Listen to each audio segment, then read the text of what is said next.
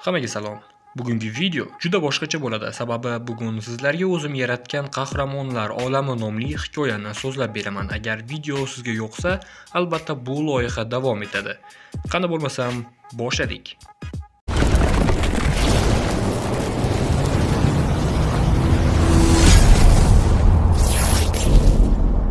Do'stlar, siz YouTube'da Shorts videolarini ko'rishga qiziqasizmi? Unda sizga Sambo.uz kanalini taklif qilaman. Kanalda siz qiziqarli editlar, ma'noli so'zlarga yasalgan qiziqarli videolar va eng muhimi, ajoyib battlelarni topishingiz mumkin. Kanal havolasi video ostida bo'ladi. Yer 1112. Bu olamda deyarli barcha qahramonlar, yovuzlar, hattoki avtobotlar birga yashaydi. Bu yerda Marvel, DC yoki Transformerlar degan hech qanday ajratish yo'q. Bu olam hammasini jamlaydi. Keling, eng boshidan so'zlab beraman. Bu olamda temir odam hali yaralgani yo'q edi, ammo temir odamning o'g'li o'rgimchak odam bor edi. Ya'ni hammamiz bilgan Tony Stark hali temir zirhini yaratgani yo'q edi, ammo o'rgimchak odam o'z kuchiga ega bo'lgan edi. Ha, siz to'g'ri eshitdingiz, o'rgimchak odam temir odamning o'g'li. Bu olamda Peter Tonyning tutingan o'g'li emas, balki haqiqiy o'g'li edi. Biz bilgan Pepper Potts ham Tonyning ayoli emas edi, balki Tony Starkning ayoli bu olamda Natasha Romanoff edi. Ha, bu olam butunlay boshqacha. Voqealar 2150-yillarda sodir bo'lmoqda. Bu olamda ham Tony o'z aqli yordamida qurol-yarog' ishlab chiqaradi va ularni davlatlarga sotadi. Ammo Tony xuddi o'zining birinchi shaxsiy filmi kabi terroristlar tomonidan garovga olinadi va qurol tayyorlash buyuriladi. Tony ayni shu joyda o'zining birinchi temir libosini yaratadi. Biroz oldinroqqa qaytamiz. Tony libosni kiyishidan oldin o'tkazgan hayotini eslaydi. Natasha bilan tanishgani, o'g'li tug'ilgani va u o'rgimchak odam bo'lgani haqida. Peterni o'rgimchak chaqqani unga juda og'ir ta'sir qilgan edi. Filmdagi kabi ozgina qiyinchilik bilan o'rgimchak odamga aylanib qolmagan. Bu olamda Peterni 12 yoshida o'rgimchak chaqadi va naqd 6 yil davomida u hushsiz yotadi. Bundan albatta Tony xavotir oladi va aqlli insonlarni o'z oldiga yig'adi. Tony bilan birga ishlash uchun Bruce Banner, Batman hamda Shuri'ni yordamga chaqiradi. Bu orada aql toshi ularga kelib qoladi va ular birgalikda Vision'ni yaratishadi.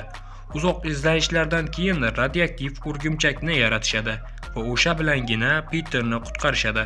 Ammo Peter endi katta kuchga ega edi. Tabiiyki, bu ularni hayratga soladi, ammo bu mo'jiza milliarddan bir ekanligini aniqlashadi.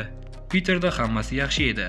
U og'riqqa chidamli, kasalliklar ta'sir qilmaydigan kuchli bo'lib qolgan edi.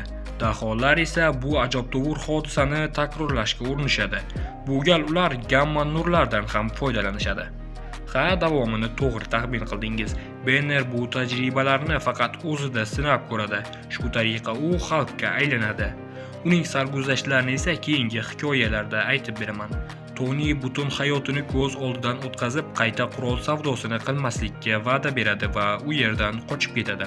Tony naqd 2 oy tutqunlikda bo'lganida Bruce va Vision Steve ismli yigitchani super askarga aylantirib qo'yishgan edi. Ammo Tony bundan g'azablanadi, chunki uning yaqin do'sti Banner qanday ahvolga tushib qolganini hamma bilar edi. Tony Steve bilan suhbat qilganda unda hammasi a'lo darajada ekanini biladi va to'satdan yerga Superman tushadi. Supermanning sayyorasi Krypton yo'q bo'layotgani sabab u yashash uchun qulay joy izlayotgan edi va yer ular uchun eng qulay joy edi. Bu gal Superman yoshligida yerga tushib qolmagan, balki u o'z dunyosida yetakchi qo'shin sardori bo'lgan. General Zod bilan birga barcha sayyoralarni yillar davomida kezib kelishgan. Zod Krypton yo'q bo'lganidan keyin o'zini tirik qolgan kriptonliklarning rahbari deb e'lon qilgandi.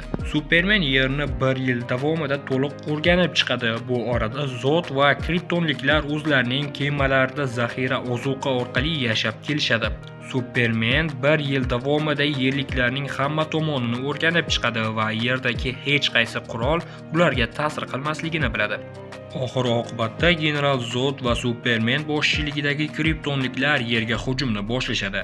Ammo Superman bir tomonini hisobga olmaydi, ya'ni Superman 1 yil davomida yer muhitiga o'rgangan edi, ammo kriptonliklar moslashishmaydi. Shu sabab Zod qo'shinni orqaga qaytarishga majbur bo'ladi. Endi general Zod yerni Kripton sayyorasiga o'zgartirishga qaror qiladi. Xo'sh, keling shu joyda birinchi qismni tugatamiz. Juda qisqa bo'lib qoldi, bilaman, lekin birinchi marta bo'lgani sabab qisqaroq qilishga va natijani bilishga qaror qildim. Agar sizga manzur kelsa, kommentariyada plyus belgisini qoldiring. Loyiha davom etishi uchun ijobiymi, salbiymi fikringizni kutaman. Bu albatta men uchun juda ham muhim. Yana yangi videolarda ko'rishguncha o'zingizni ehtiyot qiling. Xayr, salomat bo'ling.